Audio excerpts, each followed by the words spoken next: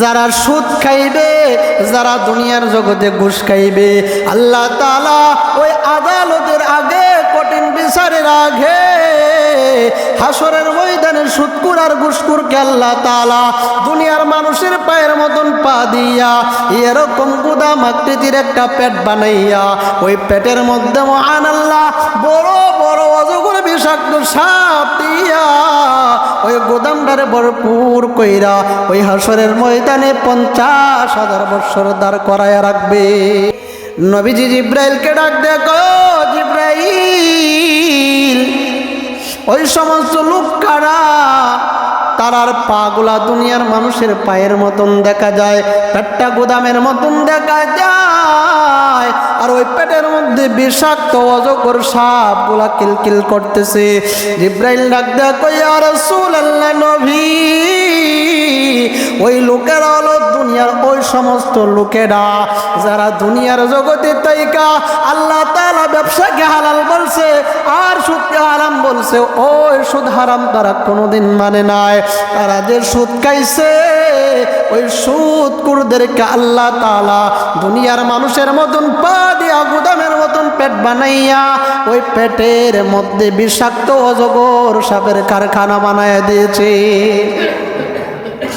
শুধু তাই নয়, জিব্রাইল ডাক দেয়া কয়, ও মায়ার নবী, আপনি আপনার উম্মতদেরকে জানায়া দিন যে সমাজ পুরা এক থানা খুঁজা 5-7 জন সুদখোর পাওয়া যেত না, আর এখন এক ঘরের মধ্যে কি 5-7 জন পাওয়া যায়।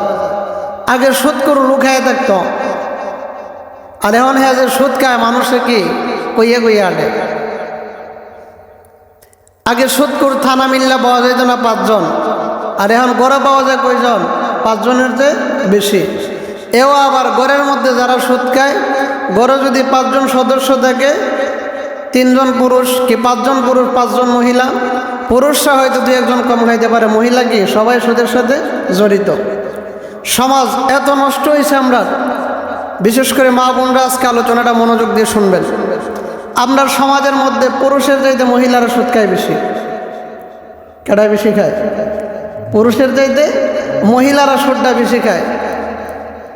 যদি একজন বান্ধবী পাড়া প্রতিবেশীর এক মহিলায় যায় যে বোন আমার কি 1000 টাকা ধার দেও, তখন বেটি কই আমার জামাইরে জিগাইল। আর যদি কই কি দেও, লগ্নি দেও, 1 বছর পরে 1500 দেবো, জামাইরে আর জিগানো লাগে না। 1000 বললে কি কই 1000 না 2000 না, তুমি 1 বছর পরেই দিও। নাই কি বলেন? সুদী মনে আপনার এলাকাত নাই, খুব আছে। এটা আমাদের সমাজের মধ্যে এই সুদ ক্যান্সার রোগের মতন আক্রান্ত করতেছে।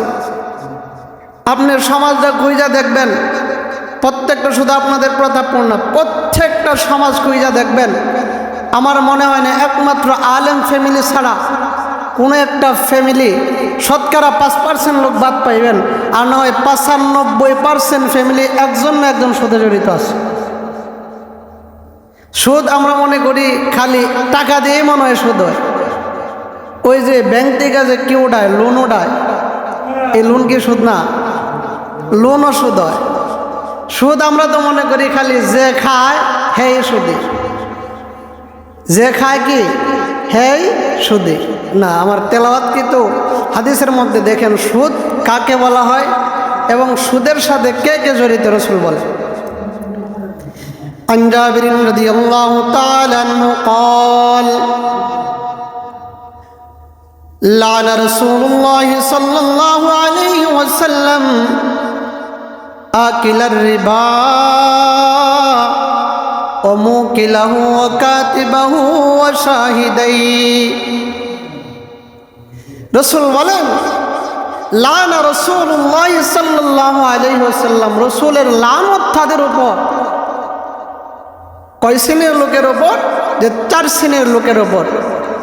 আকিলার রিবা, যারা সুদ খায়, ও মুকিলাহু, যার কাছ থেকে আনে, ও কাতিবাহু, যিনি লেখেন, ও শাহিদাইহি, এবং যিনি সাক্ষী থাকেন।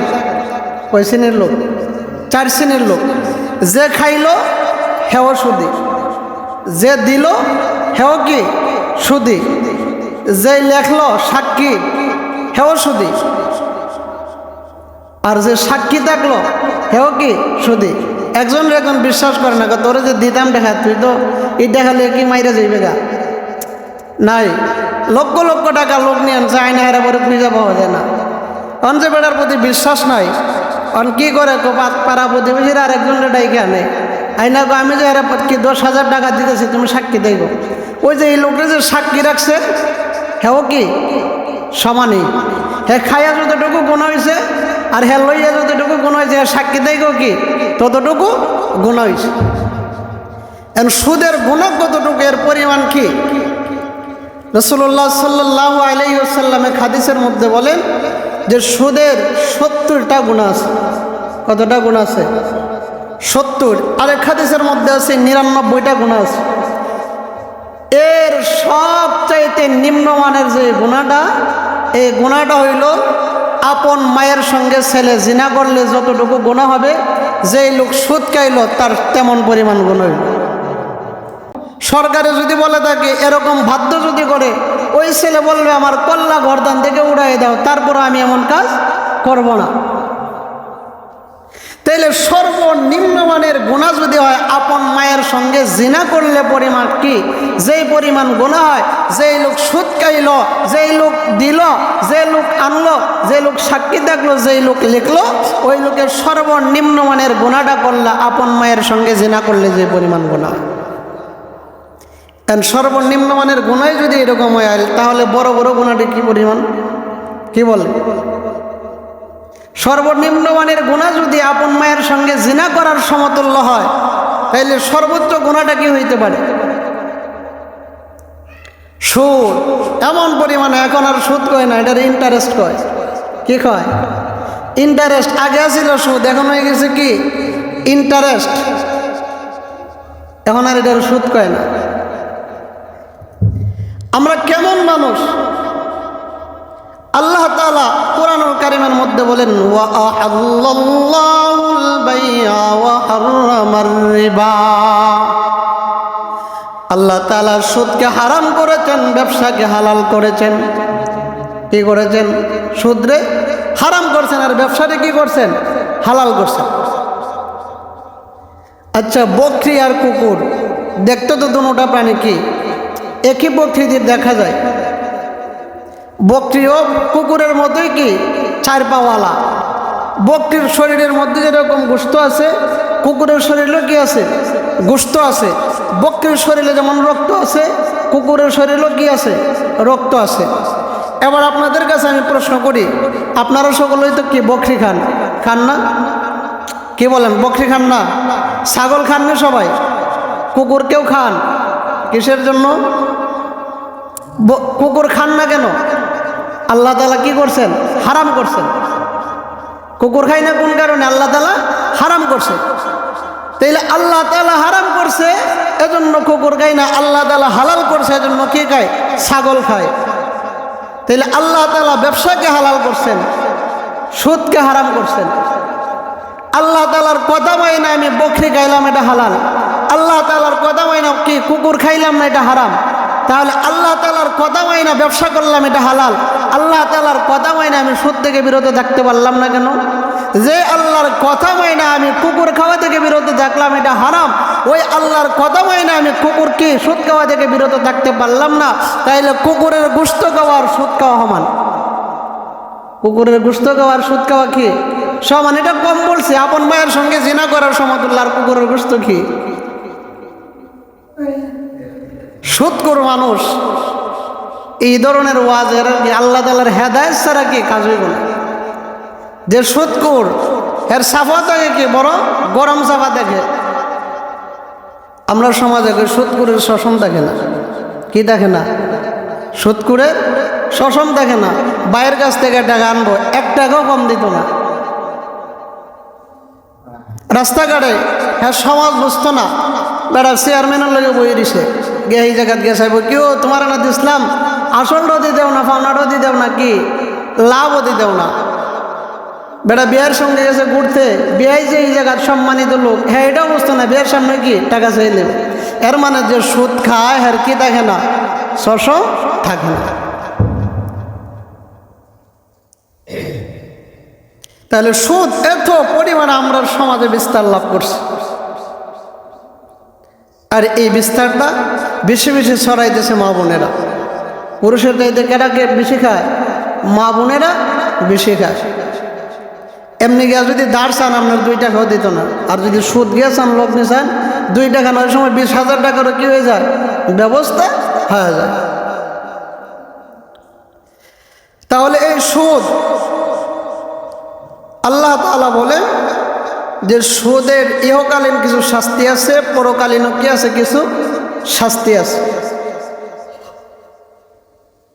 আল্লাহ তাআলা বলেন আল্লাযীনা ইয়াকুলুনার রিবা,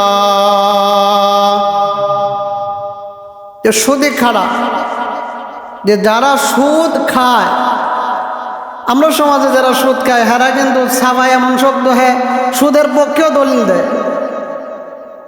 আচ্ছা, যারা খায় সুদ এরা কি চায়? যে এটারে কি করতে চায়? জায়েজ করতে চায়। হ্যাঁ চায় যে আমি যেহেতু এটা খাই, সাফা বাইরে হইলো এটারে কি, এটার পক্ষে কিছু দলিল দেওয়া লাগবো। তো হ্যাঁ দলিল কি দেয়? প্রচার করার ভাষায় আল্লাযীনা ইয়াকুলুনার রিবা। আল্লাহ তাআলা দুই জায়গায় কইছে যারা সুদ খায়, আমি খাইতাম না। কি করবে? এই সুদের টাকাতে আমি কি করবো? বাড়ি ঘর করবো। সুদ আমি খাইতাম না, আল্লাহ তাআলা তো বলছে যারা সুদ খায়, আমি সুদ খাইতাম না, এই সুদের টাকাতে জমি কিনবো। তাইলে ওদের কি হইল না? খাওয়া হইল না। আমি সুদ খাইতাম না, এই সুদের টাকাটা বাড়ি বানাইমো। সুদ খাইতাম না, এই সুদের টাকাটা শহরের মধ্যে কি কিনবো? বিট কিনবো। তাইলে তো আমার খাওয়া হইল না। আর আল্লাহ তাআলা যে সুদ খাওয়ার কথা বলছে, আমি তো খাইলাম না, এগুলা কি করলাম? ব্যবহার করলাম। কিন্তু না না না, তাফসীরের কিতাবের মধ্যে আল্লাযীনা ইয়াকুলুনার রিবা এর অর্থ ইয়াকুলুনা আই ইয়াখুযুনা। আল্লাহ তাআলা শুধু খাওয়ার কথা বলছে না, ইয়াকুলুনা আই ইয়াখুযুনা, সুদ যারা গ্রহণ করবে। সুদ যারা কি করবে? গ্রহণ করবে। এখন যারা গ্রহণ করলো, খাওয়া আর গ্রহণ করা কি সমান নয়? কি বলেন? গ্রহণ করা কি? সব কাজে গ্রহণ করলেন। খাইলেন, এটা গ্রহণ করলেন। বাড়ি বানাইলেন, বাড়ি গ্রহণ করলেন। বিট কিনলেন, বিট গ্রহণ করলেন। বাটপারি করার সুযোগ আছে? কি বলেন? বাটপারি করার কি নাই? সুযোগ নাই। আল্লাযীনা ইয়াকুলুনার রিবা, যারা সুদ খায়, সুদ গ্রহণ করে, লা ইয়াকুমু, সুদীদের জন্য পরকালীন কিছু কি আছে? শাস্তি আল্লাহ তাআলা রাখছেন। ইহকালীন কিছু শাস্তি রাখছেন। আয়াতের প্রথম অংশে আল্লাহ তাআলা পরকালীন শাস্তির কথা বলতেছে। ইয়াকুলুনার রিবা, যারা কি খাইব? সুদ খাইব। লা ইয়াকুমুনা ইল্লা কামা ইয়াকুমুল্লাযী ইয়াতাখাব্বাতুহুশ শাইতান, যারা সুদ খাইলো আল্লাহ তাআলা কঠিন কিয়ামতের ময়দানে শয়তানের গোতা খাওয়া মাতালের মতো আল্লাহ তাআলা হাসরের ময়দানে তাদেরকে দাঁড় করাইবে। কার মতন? জিনে ধরা রোগী চিনেননি? জিনে ধরা রোগী দেখছেননি? মাঝে মধ্যে জিনে ধরে না, ফেরতে ধরে, ফিতনি ধরে, এগুলাই যা মনে চাই তাই কয়। হ্যাঁ কই আমার এই কি স্বর্ণের ডাকতেছে, পুকুরের মধ্যে কি বড় শ্মশান বানিয়ে দিতেছে, এই জায়গায় স্বর্ণের মহল বানাইতেছে, আমার ওই জায়গায় নিয়ে দেও। এর মানে হ্যাঁ যে জিনে ধরছে এটা বুঝাইতেছে। তাইলে জিনে ধরা রোগী হ্যাঁ কি মাতে বোঝা যায় না। আল্লাহ রাব্বুল আলামিন বলেন ওই কঠিন কিয়ামতের ময়দানে ওই সুদ করকে জিনা ধরা রোগীর মতন শয়তানের গোদা খাওয়া মাতালের মতন ওঠানো হবে। এই জায়গায় আল্লাহ তাআলা মাতালের মতো বললেন। মাতাল হইল এক জাত, আর মাতালের মতো হইল আর এক জাত। যে লোক পাগল, হ্যাঁ শাস্তিও বুঝে না, হ্যাঁ যদি অপমান করে এটা হয় বুঝে না। আর যে পাগলের বাহানা ধরে, ভালো মানুষের যদি কই মেয়া তুমি পাগলের মতো, তাহলে হ্যাঁ কি পায়? বড় কষ্ট পায়। হ্যাঁ যদি শাস্তি দেন তাহলে হ্যাঁ কি এটা শাস্তি অনুভব করতে পারে।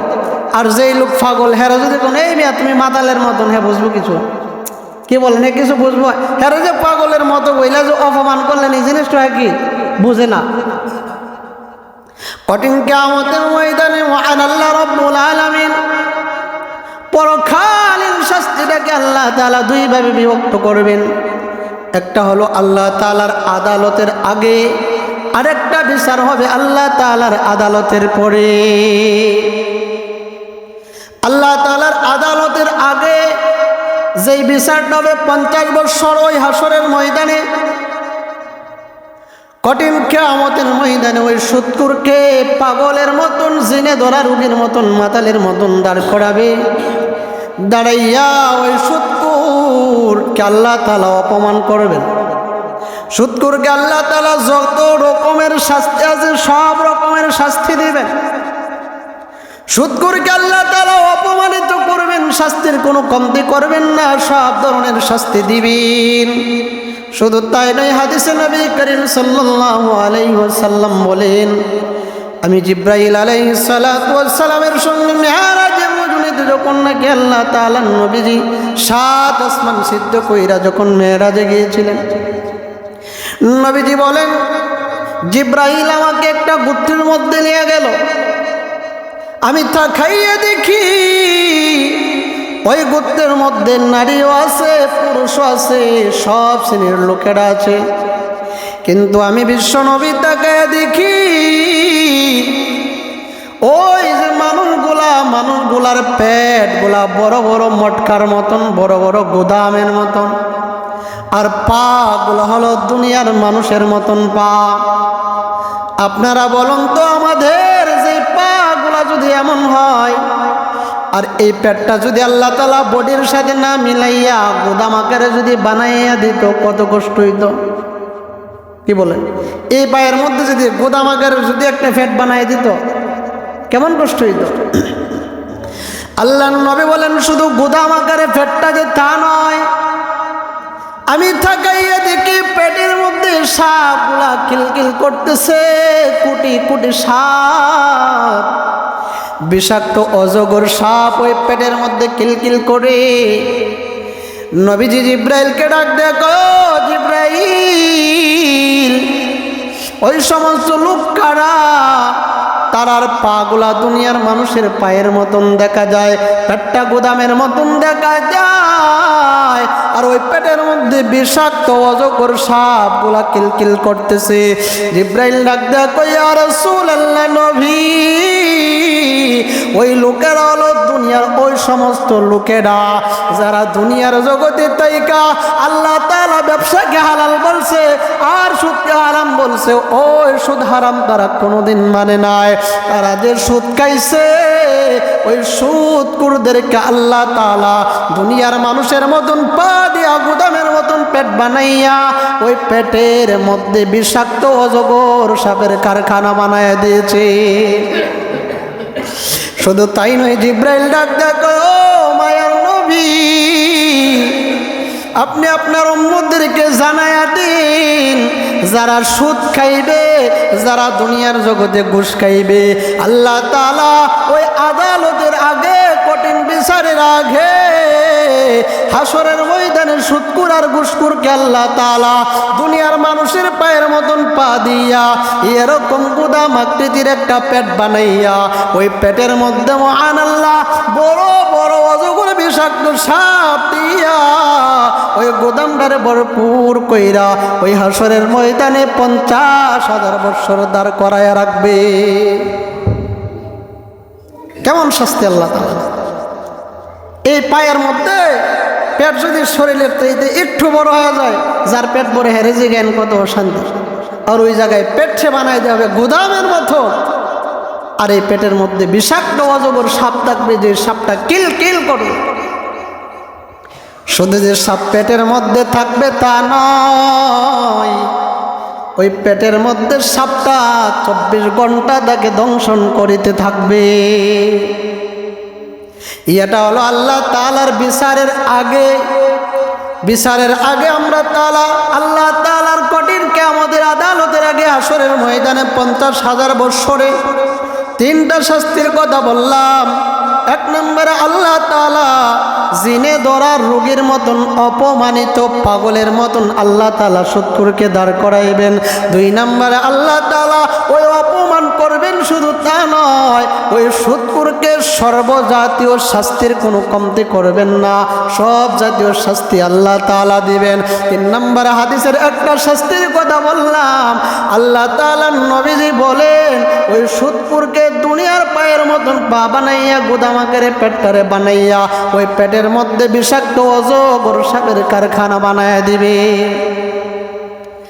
আল্লাহ তাআলার আদালতের পরে 2টা শাস্তির কথা বলবো। আল্লাহ তাআলা যখন বিচার দিবস কায়েম কইরা শেষ, সমস্ত মানুষদেরকে আল্লাহ তাআলা বলবেন ওই ফুলসিরাতের পুল পার হয়ে যাওয়ার জন্য। জান্নাতীরাও ফুলসিরাতের পুল পাড়ি দিবে, জাহান্নামীরাও ফুলসিরাতের পুল পাড়ি দিবে। কিন্তু জাহান্নামীদের ফুলসিরাতের পুলটা পাড়ি দেওয়া বড় কষ্টকর, আর জান্নাতীদের ফুলসিরাতের পুলটা পাড়ি দেওয়া বড় সহজ। আমরা যারা জান্নাতে যাব এই ফুলসিরাতের ফুললে পুল মনে হবে না, আর যারা জাহান্নামে যাবে তাদের জন্য ফুলসিরাতের পুলটা হবে চুলের চাইতে চিকন, হীরার চাইতে দাঁড়।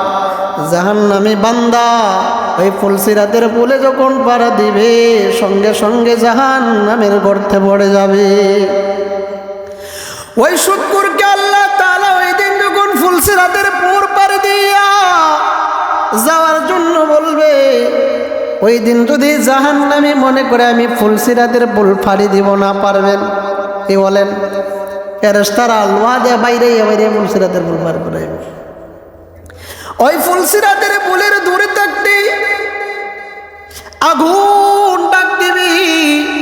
প্রতাপপুরের যারা সুদ খাইছে, প্রতাপপুরের যারা ঘুষ খাইছে, বাংলাদেশের যারা সুদ ঘুষ খাওয়া আছে, কালকে প্রতাপপুরের লোকেরা সুদ ঘুষ খায়, তাহলে বর্তমান সমাজের লোকেরা যে কারাই বেশি খায়, এমপি মন্ত্রীরা। এক মন্ত্রী আর এক এমপির সর্বোচ্চ বেতন থাকে লাখ থেকে 1.5 লাখ। হ্যাঁ দেখা যায় ঢাকা শহরের মধ্যে ফ্লোটই থাকে কয়েকশো। শুধু বাংলাদেশে ফ্লোট না, বাহিরেও কি করে, ইন্ডিয়া, আমেরিকা, লন্ডনে ফ্লোট বানায়। হ্যাঁ 1 লাখ টাকা বেতন ভাই, ফ্লোট ফাইল কই দেখা। সমাজের মধ্যে দেখা যায় এক বেটা ব্যবসা করে মাসে 10 লাখ টাকা কামায়, হ্যাঁ দেখা যায় ঢাকা শহরে একটা বিল্ডিং করতে পারে না। আর হ্যাঁ এমপি মন্ত্রী 1 লাখ আর 1.5 লাখ টাকা বেতন ভাই, হ্যাঁ দেখা যায় ঢাকা শহর ফ্লোটের কোনো অভাব নাই। আল্লাহ তাআলা ওই সুদখোর আর ঘুষখোরকে বলবেন, যদিও আয়াতে ঘুষখোরের কথা বলা হয়নি। সুদখোর আর ঘুষখোর কি সমান শাস্তির ভাগিদার। সুদখোর তো আমরা পাইলাম যে টাকায় টাকা নেই, টাকায় কি নেই, টাকা নেই 1000 দেমু, 1 বছর পরে কত দিবেন, 1500 দিবেন, এটাই হলো সুদখোর। আর ঘুষখোর কারে এর পরিচিতি আমরা জানলাম না। ঘুষখোরের পরিচয় জানা দরকার আছে কিনা? 2 পক্ষ ঝগড়া লাগছে, কি লাগছে, ঝগড়া লাগছে। হ্যাঁ জানে অন্যায় করছে, যে এলাকার যে মাতাব্বর বিচার করে, বিচারের আগের দিনে হের বাড়ির যায়, গে কই চাচা ভুল তো একটা কইরে লিছি, এটা কি অজান দিয়ে একটা ভুল হয়ে গেছে, হাদিয়া কিছু দেয়া কইছে, কালকে বিচারটা একটু দিকে শূন্য কইল।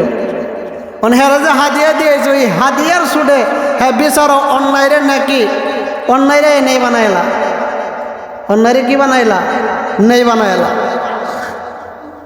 তাইলে সুদখোর আর ঘুষখোরের শাস্তি সমান।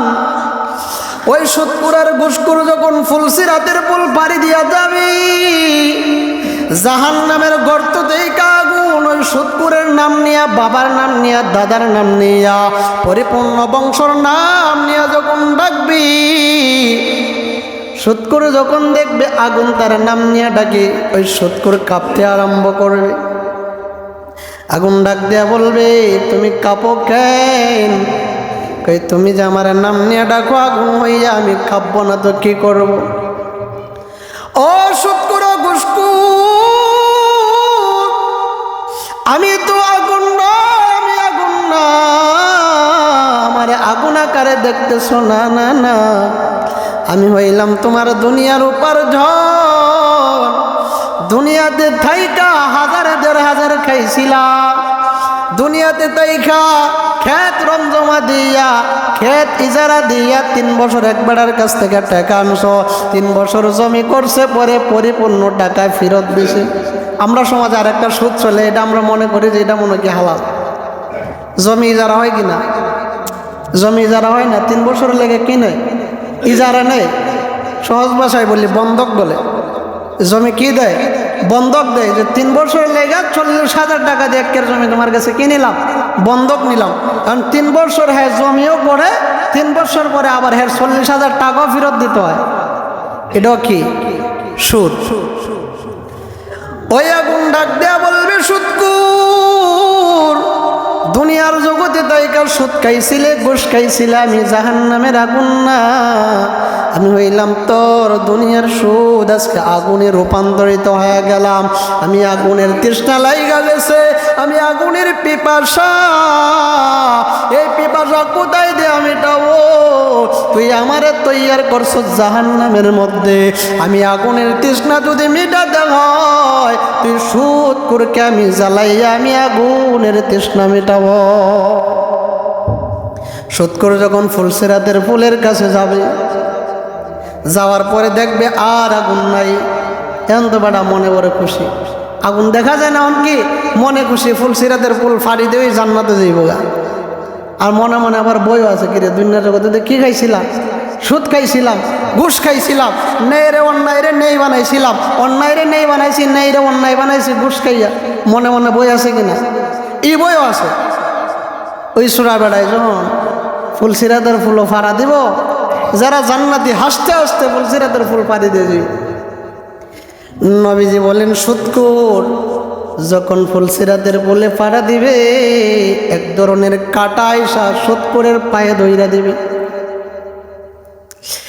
কাঁটা যখন আইসা সুদখোরের পায়ে ধরবে, সুদখোর আশ্চর্য হয়ে যাবে, কি অপরাধ আমার, ও কাঁটা তুমি আমার এইরকম ভাবে কেন ধরছ? ওই সময় কাঁটার জবান আল্লাহ খুইলা দিবে।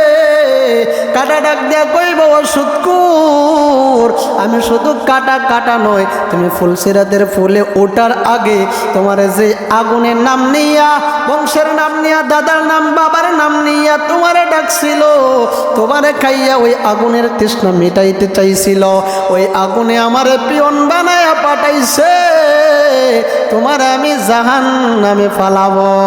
ওই কাঁটা কি করবে? ওই কঠিন কিয়ামতের ময়দানে যখন নাকি সে ফুলসিরাতের ফুল পাড়ি দিয়া যাইতে আরম্ভ করবে, কাঁটা টান দিয়া জাহান্নামের আগুনে তারে ফালাইয়া দিবে।